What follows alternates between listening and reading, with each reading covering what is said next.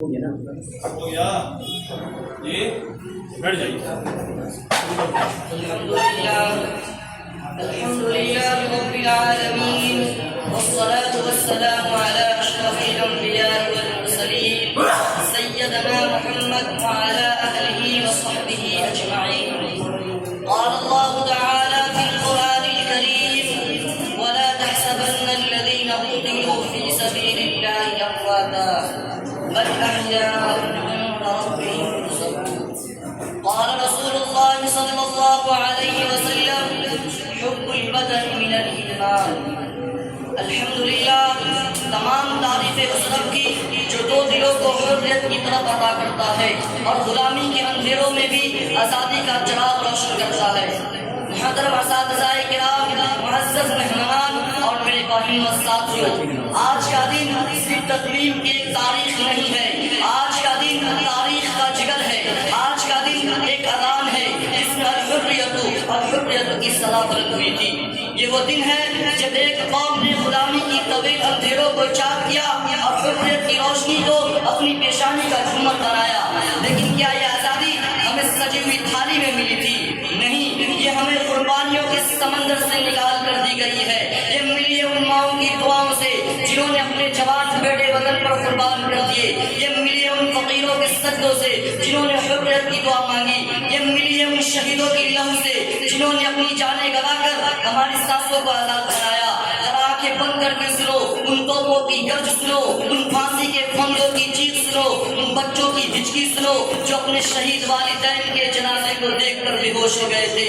کیا تم وہ لمحے بھول سکتے ہو جب اشفاق اللہ خان نے فرمایا: اگر میری شہادت کے بعد میری ماں کا سر فخر سے بلند ہو تو مجھے اس پھانسی پر بار بار چڑھنا منظور ہے؟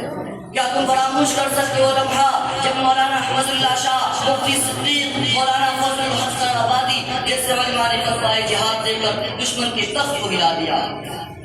دوستو، ہمیں وہ راتیں یاد رکھنی چاہیے جب لوگ چراغ بجھا کر آزادی کے خواب بنتے تھے اور شہر سے پہلے ہی شہید ہو جاتے تھے. تو کیا ہم اتنی بڑی نعمت آزادی کو یوں ہی ضائع کر دیں؟ کیا ہم صرف تقریریں کر کے، پرچم لہرا کر، تصاویر کھنچوا کر زیادہ سمجھیں گے؟ نہیں، ہم اس قوم کے وارث سے جس نے سب کچھ بتا کر بھی شکوہ نہ کیا، بلکہ آنے والے وقت کے آنے والی نسل سے یہ امید کی ہم نے لہو دے دیا تم کردار دو.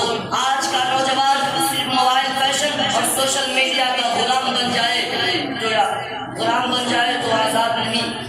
آج کا نوجوان صرف موبائل فیشن اور سوشل میڈیا کا غلام بن جائے تو آزادی نہیں. حقیقی آزادی وہ ہے جو ضمیر کو آزاد کرے، جو علم کے چراغ روشن کرے، جو محنت دیانت سے زندگی کا نصف عین بنا دے. تو آؤ میرے ساتھیوں، ہم محض تقریری نسل نہ بنے بلکہ عملی کردار کے فائقر بنے. ہم کتاب کو سخت بوجھ نہ سمجھے بلکہ اسے قوت کا ہتھیار بنائے. ہم اپنے ملک کو نفرتوں سے، تعصب سے، غفلت سے پاک کرے اور سچائی، دیانت، محبت اور قربانی کے بیج بوئے.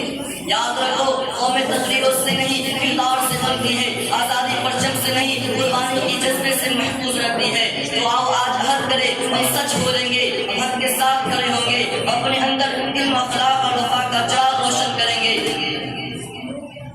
تاکہ آنے والے وقت میں ہماری نسل فخر سے کہہ سکے ہم ان کے وارث ہیں جنہوں نے آزادی کی عزت بچائی.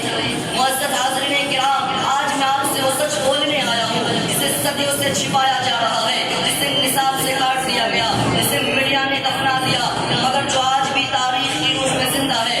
آج میں آپ کو اس ملت کی داستان سنانے آیا ہوں جس کے سینے پر انگریزوں نے توپیں چلائی مگر وہ ملت جھکی نہیں بلکہ ہنستے ہوئے شہادت کے گلے سے لپٹ گئے.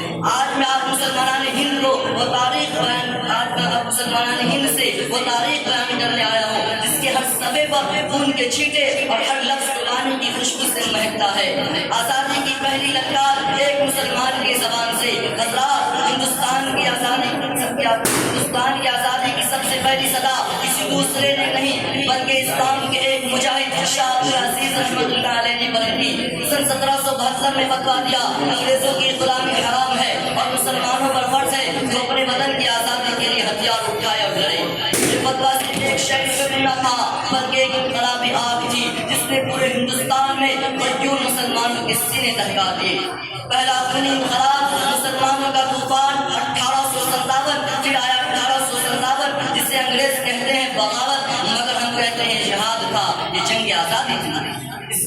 اس جنگ کی قیادت مسلمانوں نے کی. مولوی احمد اللہ شاہ رحمۃ اللہ علیہ جن پر انگریزوں نے 50,000 روپے کا انعام رکھا، لیکن انعام لے کر بیچنے والے تو مل گئے مگر خیرت بیچنے والے مسلمان نہ ملے. آپ کو بتاؤں اس انقلاب میں 90% شہداء مسلمان تھے. دہلی، لکھنؤ، کانپور، جھانسی، الہ آباد کے ہر شہر کوچے میں مسلمانوں کی لاشیں بکھری پڑی تھی. کالا پانی وہ غیر خانہ ہے جو گواہی دیتا ہے. کالا پانی جہاں جانے کے نام سے لوگ کانپ جاتے تھے، مگر جانتے ہو وہاں سب سے زیادہ خبر کس کی ہے؟ مسلمانوں کی. کیوں؟